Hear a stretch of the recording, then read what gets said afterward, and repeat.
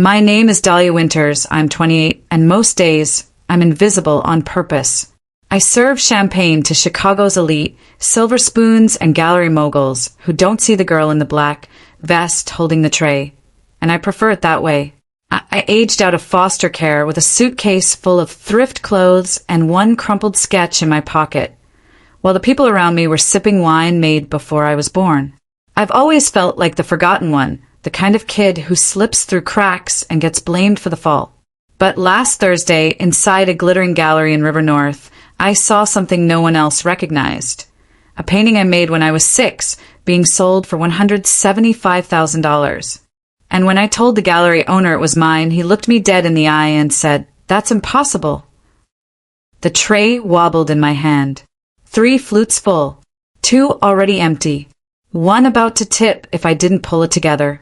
River North, Crow Fine Arts, grand opening of the undiscovered exhibition, outsider art, anonymous creators, curated pity with 6-figure price tags. The kind of place that makes people feel cultured for buying childhood trauma in a frame. I adjusted my black vest, steadied my hand, exhaled. "Keep moving," Tony whispered from the service hallway. "Smile. No opinions." I smiled, like a goddamn mannequin. Back through the sea of sequins and suits. Someone tapped their glass with a ring the size of a gumball. I turned. A woman with red nails reached without looking. I passed the flute. She didn't see me. They never do, until I turned the corner and saw it. The frame was dark wood. The light hit it just right, like it had its own spotlight. Watercolor, pastel, old paper, blue and yellow swirls. 2 stick figures, one taller, one smaller, holding hands, or reaching. I couldn't breathe. The corner, the crayon, green. For Mom, love doll. My legs went numb. The kind of numb that spreads fast, ankles to chest. A cold sweat on the back of my neck, like drowning on dry land. Flash. A memory. Fast and dirty. Kitchen table. Dollar store paints. My mom's fingers tracing the edges. "You and me, baby. Always together." She kissed my forehead. I remember that kiss. The next day he came. I didn't know his name back then. Just the tie, the folder, the fake concern.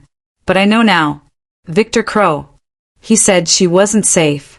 Said he'd keep me safe. He took me. And he took the painting. Now he was standing 15 feet away in a tailored suit, holding a glass of Pinot and a fake laugh. Talking to buyers, bragging about the provenance of pieces found in forgotten corners of America. Liar. I stepped forward. 2 steps. Then stopped. I was shaking. Hands, breath, spine. I stepped again. He turned mid-conversation, glanced at me. No flicker of recognition. Just another server. I cleared my throat. "Sir," my voice cracked. "This painting. I drew it." He blinked. Smiled politely. Confused. "I'm sorry." I pointed. "That painting. I made it. When I was 6. Pause. Blink. Then that polished smile shifted fractionally. "Impossible," he said. "That piece was donated anonymously. Artist unknown. From a group home in Milwaukee. St. Margaret's." His smile dropped. "I lived there. In 2003. That's my handwriting." He laughed. Tightly. "You must be mistaken. Perhaps you made something similar." "No. That's mine. It's signed. For Mom, love doll. I remember painting it." "You're disrupting the event." "That's my painting." "I need you to leave." People were turning. Faces watching. One man took out his phone. Crow's jaw tensed. His hand flicked behind him. Security arrived. "Escort her out." The guard grabbed my elbow. Not hard, but firm. "I can prove it," I said louder. "I remember the back. There's more writing. He said he'd keep it safe for me." Crow turned away. Fast. Done. I was dragged through the velvet ropes and dumped onto the sidewalk, still holding my tray. still wearing the mask. Tony followed. What the hell was that? I didn't answer. Dahlia, you can't confront clients. He stole from me. Can you prove it? I said nothing. He sighed. Until you can, you're off the schedule. He walked back in. The cold hit me like a slap. The door clicked shut. Music played inside. Laughter. I sat on the curb. Felt the tight coil of something old unwind in my chest. Not grief. Not shame. Rage. I looked up at the lit windows of the gallery. Victor Crow had taken my painting, my past, my mother, and made a career selling other people's stolen memories. I wasn't 6 anymore, and I wasn't staying invisible. I didn't just remember the painting. I remembered who took it. The sky was bleeding over Chicago. Low clouds, cold air. I walked fast. Not fast enough to be chased. Just enough to stay ahead of myself. My phone buzzed. Unknown number. Let it go. No period. Just those 3 words. Plain. Final. I deleted the message. Then blocked the number. I didn't sleep that night. I sat at my kitchen table with a legal pad, writing out every detail I could remember about the painting. Crayon color. Paper texture. The day I made it.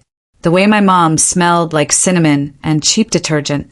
I wasn't chasing a feeling. I was building a case. Evelyn showed up at 9 a.m. sharp, uninvited. She dropped her backpack by my door. No hello. Just, you need a decoy identity. She was already typing. You're gonna pretend to be a buyer. Fake profile. New number.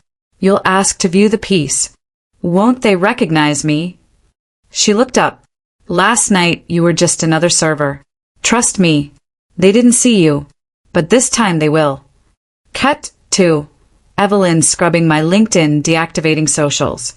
Creating Celia Park, art collector. Born in Seoul, based in New York. Buyer for a silent foundation. New email. Burner number. VPN active. She moved fast. I asked, why are you helping me? She didn't look up. Because the world's full of men who bury girls like you. And I like digging. She clicked send on the appointment request. 10 minutes later, response. Ms. Park, we'd be delighted to welcome you for a private viewing. 3 p.m. tomorrow. Crow signed it himself. My legs didn't stop bouncing on the train. My hands kept adjusting the blazer Evelyn lent me. I wore dark glasses. Hair up. Heels that hurt. I walked into the gallery at 2:57. Receptionist. Polished. Thin smile. Eyes scan me. Ms. Park. I nodded. She called back. Mr. Crow will see you now. The hallway was darker than I remembered. Smaller. Silent. He appeared in a gray suit. Tie crisp, not a hair out of place. Ms. Park, he smiled. A pleasure. I shook his hand. His grip was dry. Cool. Familiar. He led me down a narrow hallway to a private room with one spotlight. Center stage, the painting. Even now, it punched the air out of me. He gestured toward it. It's haunting, isn't it? I stared. There's something about the simplicity, he continued, the emotion. True outsider art carries the echo of struggle. I stepped closer. May I? Please. The frame was newer, richer. Definitely not the one it had 20 years ago. He'd reframed it, upgraded the lie. The provenance, I said. I assume it's traceable. Somewhat. It was discovered in a group home storage unit. No name. No attribution. That's part of the charm. My hands were shaking. I tucked them behind my back. I'd like to see the back, I said. His eyes flicked up. I beg your pardon. The back of the painting. I always do that before buying. He hesitated. It's been sealed for preservation. Professional framing. I understand. I'll sign a waiver. But I want to see the original paper. His smile faltered. Are you sure? I stared him down. Very. He moved slowly. picked up the painting, laid it flat. I watched his fingers undo the metal tabs. Each one snapped with a soft ting. The paper peeled back. And there it was. Faded green. Childish print. Almost gone but still there. For Mom, love Dahlia W. May 12th, 03. The room got smaller. Crow stared at it like he'd never seen it before. But he had. We both knew. He said nothing. I said, "That's me." Silence. He closed the backing slowly, methodically, like it hadn't just detonated everything. Then, coincidence. That could be any Dahlia, any child. "No," I whispered. "It's not." I pulled out my phone, started recording. He stepped forward. "Miss, recording is not allowed." "You stole this," I said. He paused. "That's a serious accusation. You were my social worker. You took me from my mom. You took that painting the day you took me." He blinked. "You're mistaken." I stared at him. "You're a thief in a suit." His expression hardened. He stepped back, picked up a landline phone. "I'm afraid I'll have to ask you to leave." I didn't move. Security's already on the way. I took 3 photos in 2 seconds, front, back, signature. A door opened behind me. Samir. Same guard. Last night. Taller than I remembered. He reached for my arm. "You don't want to do this," I said. "Not again." He looked at me, just for a second, and something in his eyes shifted. He didn't grip me hard. He didn't say anything. He just walked me out. As we passed the lobby, I caught Crow watching me through the glass. He didn't flinch. He didn't blink. He just smiled. The kind of smile wolves use when the fence is down. I stepped into the cold, opened my phone, checked the gallery. Photos? Gone. All 3. Corrupted. I froze. Checked the cloud. Nothing. A message popped up. Access revoked. Attempt flagged. I looked up at the building. A camera turned toward me. If I don't act now, this painting and the truth will disappear again. I didn't go home. I took the red line north, got off 2 stops early, and ducked into the back corner of a 24-hour laundromat. Metal chairs, buzzing lights, the kind of place no one remembers being in. My hands were still shaking. Not from fear. Not anymore. From fury. That signature had been real. I saw it. Then it vanished. Someone was watching me, scrubbing my phone, wiping the cloud. I stared at the flickering washer across from me and whispered, "They're erasing me again." Evelyn picked up on the second ring. "I need a secure system," I said. "You lost the photos?" "They were deleted. Someone killed them remotely." "You didn't disable remote wipe?" I didn't think I had to. Silence. Then, "Okay, come to mine. Now, use the back alley. Cameras off." Her apartment was 6 floors up in an old walk-up with blackout curtains and 3 deadbolts. Inside smelled like coffee grounds, printer ink, and anger. She handed me a new phone. "No SIM. No GPS from now on. This is the only thing you talk on." I nodded. She sat across from me, eyes narrow. "You saw the signature?" "Plain as day. Backed by provenance." Crow said it was anonymous. She laughed, sharp and bitter. "He's smarter than I thought." "I need proof." Then we go back further, before the gallery, before the painting was listed. To what? To when it was taken. Cut scene. We're back in St. Margaret's. 2003. Evelyn pulls up a state archive index on her desktop. Foster records, property logs, social worker transfers. She types Victor Crow. "Assigned to 3 foster zones," she mutters. 2 in Cook County, 1 in Milwaukee. Multiple transfers. No disciplinary flags. That's unusual. Scrubbed. Or protected. More clicks. Then she stops. Found something. She spins the screen.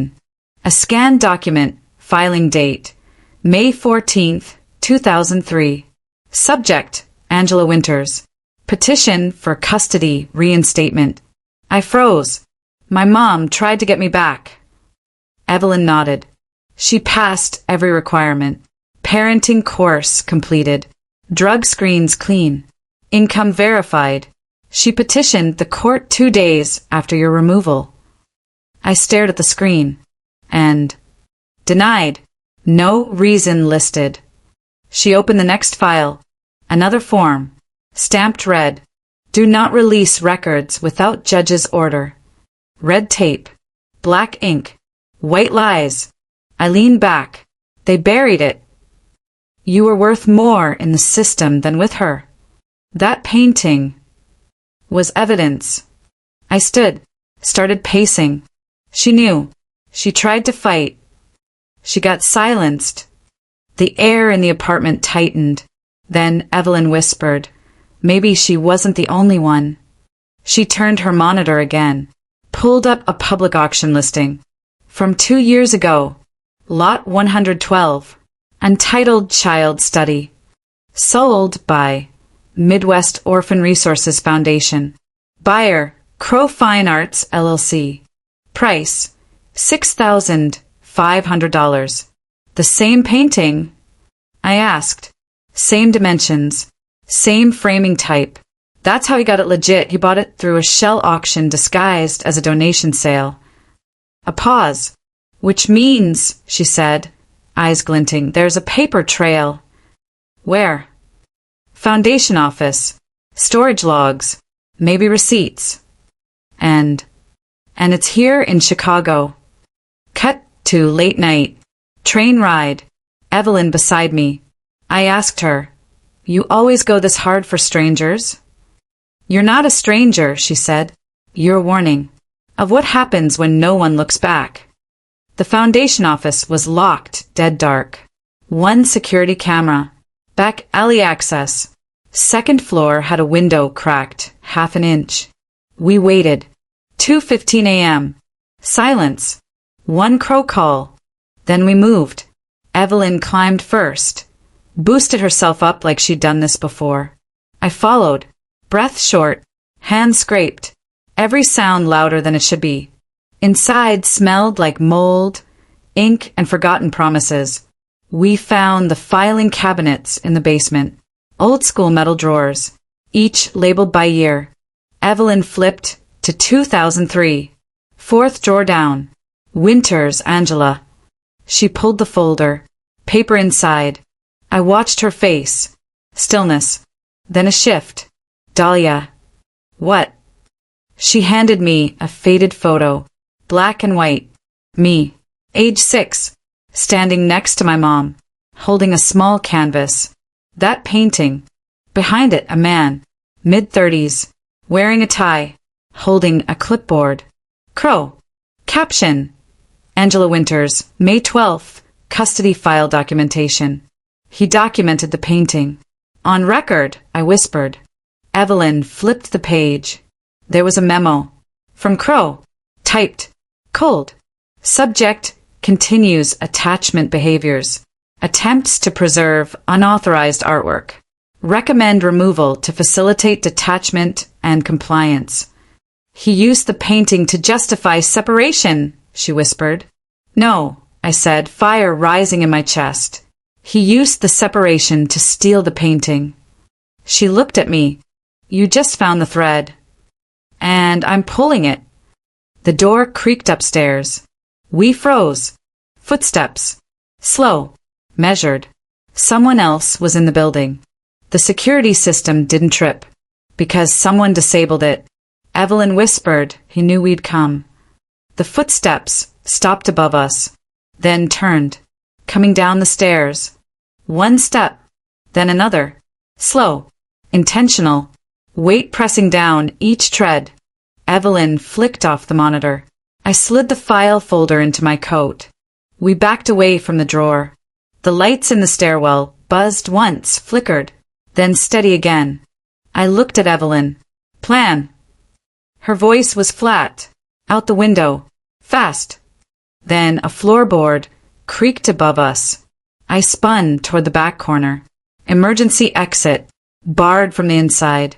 No keycard. I thought you checked the schematics. I did, but I didn't check for sabotage. Of course you didn't. Footsteps turned. Closer now. Then stopped. Right above the stairwell. Then another sound. Metallic. Small. Like a pen clicking. Or a safety clicked off. I grabbed Evelyn's arm. Whispered, "Go." She moved fast. Down a row of filing cabinets. I followed. Behind us, glass shattered. Not from above. From the front lobby. A flash of light cut through the dark, blue, and red. Then, Chicago PD. Hands where I can see them. I blinked. What? Evelyn cursed under her breath. This isn't him. This is worse. 2 officers. One older. One young, trigger-happy. Both aimed, ready. We're unarmed, I said quickly, hands raised. We were documenting. Turn around. Now. We complied. Plastic zip ties. Cold steel cuffs.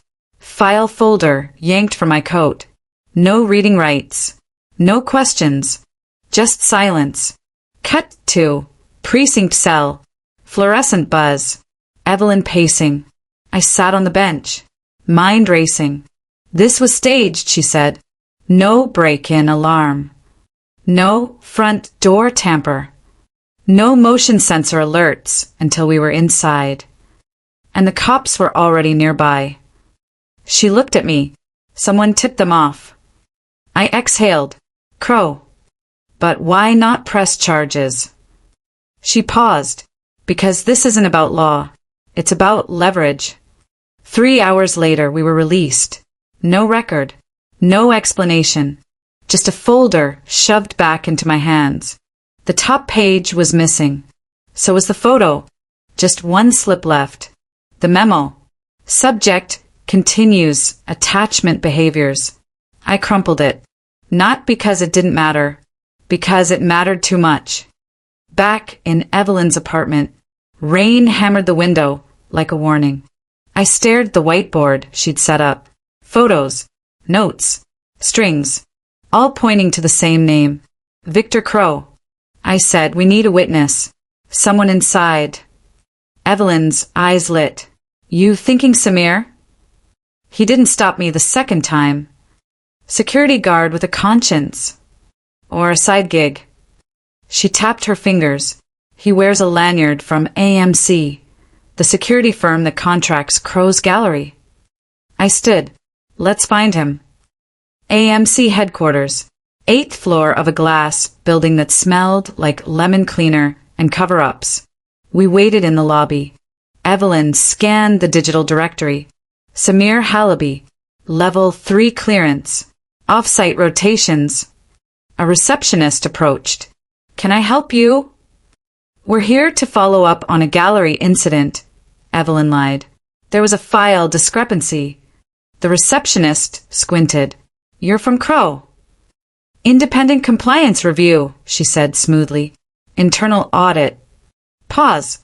Then the receptionist waved us through. 3rd floor. Interview, Suite B. The hallway hummed with surveillance. Cameras blinked like eyes. In the room, Samir. He looked up, tired, watchful. Then he saw me. Recognition. But no alarm. He stood. You shouldn't be here. You didn't stop me, I said quietly. You saw the painting too, didn't you? He glanced at the door, then back at us. I need this job. I stepped closer. He stole it. You know he did. He steals more than art, Samir whispered. What does that mean? He swallowed. There's a file. On every piece. On every kid. Evelyn leaned in. You've seen them. They store them in a private cloud. Access only from his terminal. Where? He hesitated. His penthouse. Off Lakeshore Drive. You've been there. I installed the security systems. I felt my pulse spike. Would you let us in? He looked at me, long and hard, then nodded once. Tomorrow night, but after that I'm gone. Why? Because he doesn't forgive loose ends. Cut to the city skyline. Night falling like a threat. A black van parked across from a high-rise with mirrored glass. Inside, Evelyn adjusted a mic. Samir sat beside her, silent. I checked my burner phone. No messages. No alerts. One shot. No errors. Let's make him bleed, I whispered. And then, lights went dark in the building across the street. Elevator system failure. Alarm systems flickered. Evelyn smiled. That's our window. Rain hammered the pavement when we slipped out of the van. Cold droplets like warnings. We skirted the alley behind Crow's penthouse complex. No lights. No cars. Just us. And fear. Samir held the door bar. He didn't look at me. Just his shoulders. A slow shake. He whispered, "After this, I'm gone." I nodded. No words. I had nothing left to lose. Evelyn moved first. She picked the lock in 3 silent clicks. We slipped inside. The lobby floor was glossy tile, dark marble. No cameras or they were blind. I exhaled. The stale scent of detergent and metal greeted us. Dim emergency lights. Shadows on shadows. Up the stairs. 2 flights. Each step squealed under boots. We stopped above the private storage door. I pressed my ear to the cold wood. My heartbeat pounded in my ears. Then, a soft hum of electricity. Samir bent over his little toolkit. His hands were steady. He snapped wires. A green LED blinked off. Door unlocked. Inside, rows of crates. Dozens of them. Labels faded. Dates from early 2000s. Some read anonymous donor, others estate sale. No provenance. Just blank stares. We moved slowly. I opened the nearest crate. Canvas. Old, yellowed paper. Canvas frames. Dust in the air. I brushed it off. I froze. In the corner crate, folded inside brown paper, was a painting. Familiar. Blue sky. Yellow swirl. 2 figures. Crayon scribble at the bottom, right. For Mom, love Dahlia W. May 12th, 03. My chest seized. Time slowed. A shot of cold. My throat closed. Evelyn's whisper cut through the haze. God help us. I lifted it, cradled it like a wounded animal. Then lights. Blinding white. Louder than my scream would be. Sirens whined far away. Samir cursed. Go. Now. We sprinted. Down the corridor. 1 crate left on a cart. Samir shoved it ahead. Bullets cracked behind us. Metal ricocheted. The crate buckled. Paint cans spilled. Split up. Evelyn shouted. We darted into 2 paths. I took the left. Cold concrete walls. Pipes. Echo. My lungs burned with fear and rage. Gunfire behind me. Then silence. I stumbled. Pain burned in my shoulder. Red, wet bloom under coat. Still moving. Exit stairs. Smoke. Dust. The smell of burning insulation. A final door. I kicked it. It slammed open. Rain blasted in. I fell. Cradled the painting as I rose. Outside. Wet street. No sirens. No lights. Just rain and neon reflections. I pressed the painting against my chest. Wincing. The paper crinkled. Edges threatened to tear. But the signature stayed. I looked back at the building. 1 window flickered. Then dark. Back at Evelyn's apartment, I pressed a towel to my wound. She wrapped it tight, eyes wide but controlled. Will it show? She asked. Maybe. I flexed my fingers. Pain. Sharp. She handed me a tin box. Inside, a flash drive. Samir did it, she said. Everything from his install logs. Full dump. I stared. A photo of a young girl. Age 8. New York, 2005. Another older man with a clipboard. Another painting. Another lost childhood. Evelyn closed the laptop. They're more than canvases. They're missing children. A chill ran up my spine. I closed my eyes, tried to breathe past the pain. Art isn't what's hanging on the wall, I whispered. It's what you can never hang up, memory, identity, life. Evelyn nodded. Then we make the world watch. Next night, we stood outside Crow Fine Arts. Early hours. Rain again. Perfect silence. Letter in hand. Addressed to a national art fraud watchdog. Details. Evidence. Names. Dates. The flash drive. The painting. Everything. I walked under the marquee lights. Past empty valet spots. Past cameras. Every shadow looked like a witness. Every reflection a judge. I dropped the envelope into the mailbox.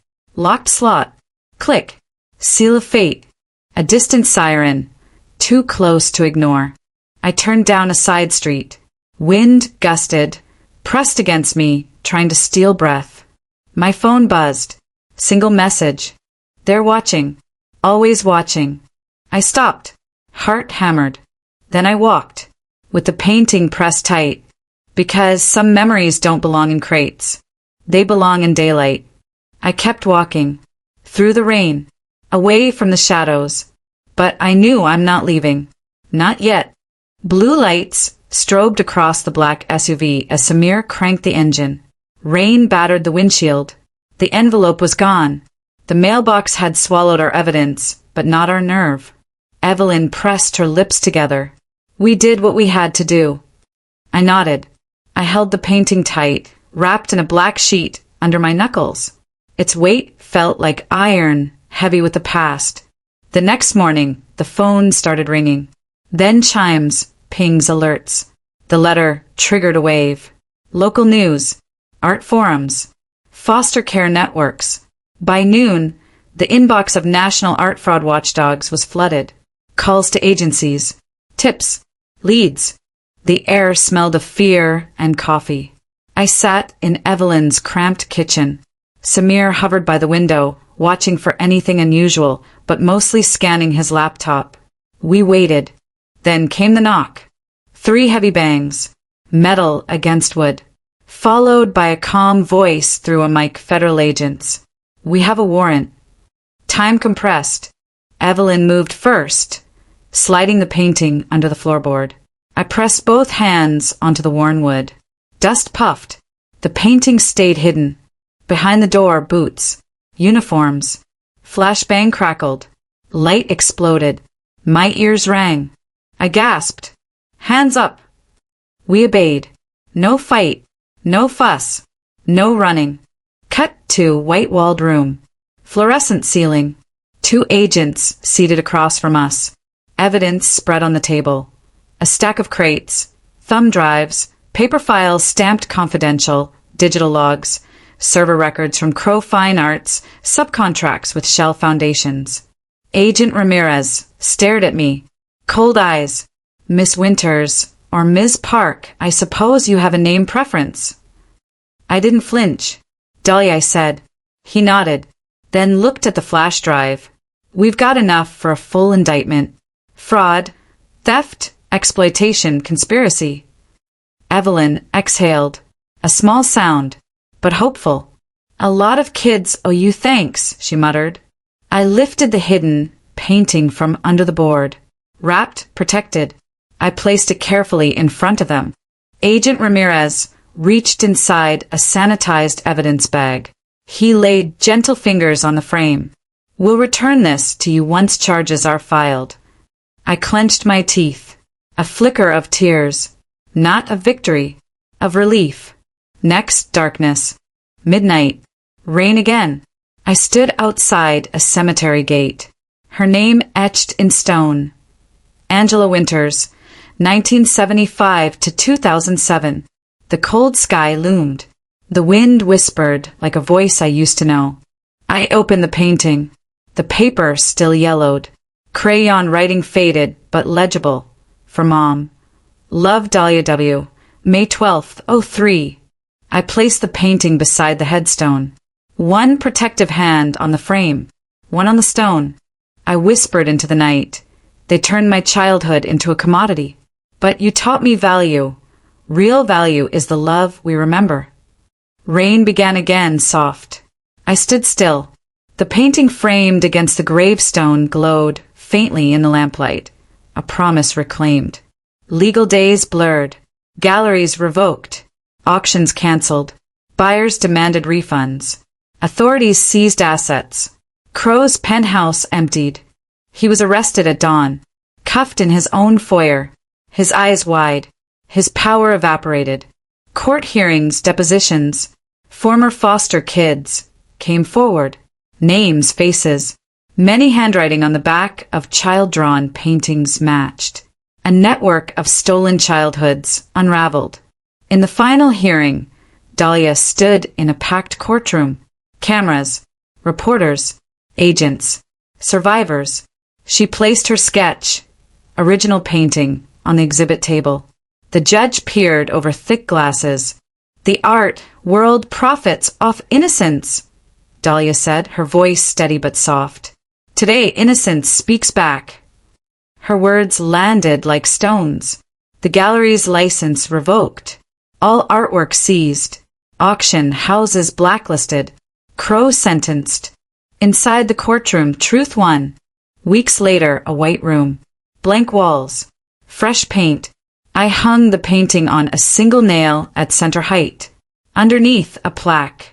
Reclaim childhood for every lost voice. Evelyn moved a stray string on the wall. Samir mapped coordinates. Volunteers in winter coats arranged small frames around. Crayon scrawls and watercolor washes by children once forgotten. We created a gallery for survivors. A space not for sale but for healing. A child stepped forward. Tiny hands. Bright eyes. She traced her fingertip on a drawing, shaky lines. She asked, "Is this really mine?" I nodded. She smiled. She whispered, "Thank you." I felt something thaw in me. I often think now, a real line, art isn't what's hanging on the wall. Art is what you can't erase. I remember another. Memories belong to the living. Pain forgotten is a wound reopened. I taught those lines to the kids. Taught them that silence can be stolen. But voices, real voices, can't be chained forever. Rain taps on the gallery roof outside. A soft, steady rhythm. Like applause. I glance at the painting, blue and yellow swirl. Two figures reaching out. Me and Mom. Then I see the small girl across the room, flicking on a light switch for her drawing. Bright white. Innocence. Future. I whisper under my breath. We're not the ghosts anymore. And for the first time in a long, long time, I believe it.